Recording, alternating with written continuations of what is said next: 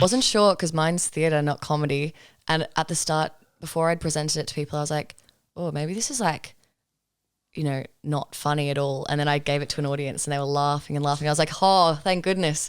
It's funny because I feel like the jokes sort of, well, you know, these comedians are very talented, the ones we've mentioned, but some of my jokes in particular sort of write themselves just because like talking about shit is funny. Like as soon as you have a fart sound effect, there's humour.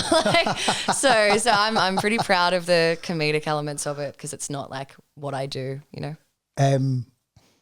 But I would push back and say to you, it is what you do. Well, it is now.